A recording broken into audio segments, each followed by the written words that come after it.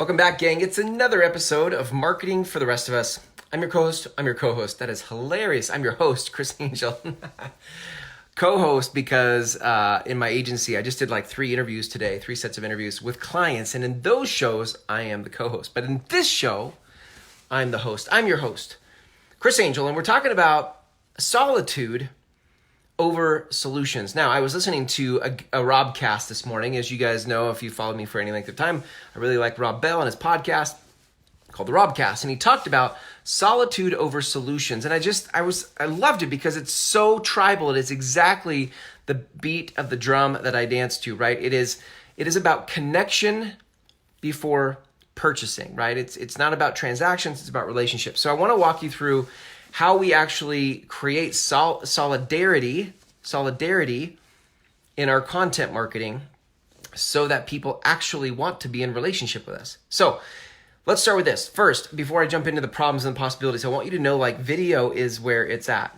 Why? Because video creates connection, right? Do you know how many people have watched my videos and they see me? I've never met them, and they see me and they say, I feel like I know you. I feel like I know you. Because they watched the video. That's it.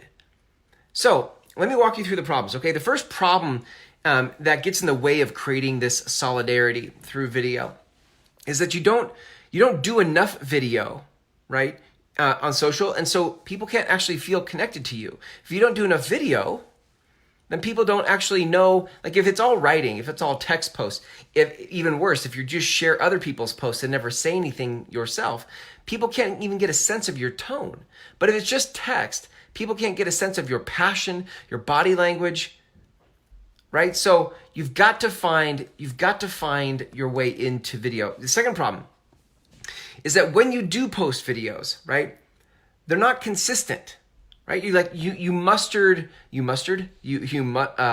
conjured. How about that? You conjured the discipline and willpower to create a handful of videos, and it burned you out. And so then you stopped and you were inconsistent until you gave yourself another pep talk. And then you pep talked yourself into it. You did some more. But look, they're inconsistent. And so when they're inconsistent, people forget about you. And there's no solidarity created, right? When people forget about you. Okay, here's the third. Third problem is you don't have a desire to practice video. Nor do you tell yourself you have the time to do that. And so it takes you forever to get good at video, right? You're like, video. I don't want to do any more video. I don't have time for video. Video's not my thing. And then it just takes forever to get good at video. But the video is one of the things that get you to the next level, right? Then you've got to be masterful at video, which just means repetitions. Okay, here's the fourth problem. Feeling the discomfort of video, you give up on it. And you tell yourself, video's not your thing. Yeah, video's not my thing, right? And then in doing so, you cut off the most powerful tool you could possibly have in your tool belt for creating solidarity. And that's video. Simply because you said it wasn't for you. And simply you said it wasn't for you because you just didn't commit to practicing it enough, right? Okay, let's look at the possibility. That's the problem that's preventing us from solidarity. Now, let's look at what's possible when you harness video to create solidarity. Number one, this is in response to the first problem. You consistently do video and people feel a connection with you.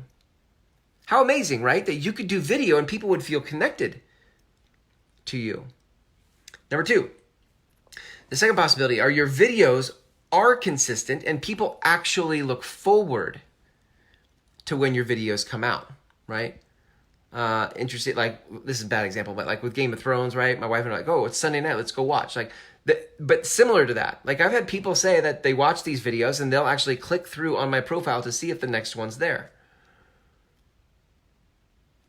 That's solidarity, guys. That's solidarity when people feel a connection to you enough to want to go watch the videos. Okay. Here's the third possibility. You make time. It's not a question of whether you have time. You make time to master video. Why? Because you realize that it's the most leverageable tool in your marketing toolkit. Video can be leveraged. Video can be repurposed. If you do a video, you can have it transcribed. You can pull the audio to create a podcast. You can have images created for it. You can create sound bites and clips. If time is your issue, then video is your game because it is the most leveraged tool in your toolkit. Okay, here's the fourth possibility, right? To really create and harness solidarity with people online. Feeling the impact of the videos that you make and experiencing the connection with people through those videos, you double down on video and you create relationships at scale. Now that part is the one that excites me, right? You create relationships at scale. Guys, if you are a people person, right, and you've built your business on word of mouth and referral, which a lot of relationship-based people do, you're missing the leverage and the scalability of media. Face-to-face meetings, coffee appointments, lunches, networking events, they're great and they're not scalable. You only have so many hours in a day, but video is not subject to, you create a video one time, this will be a 10-minute-ish video, and it will live in perpetuity on the internet for somebody to find at 2 a.m.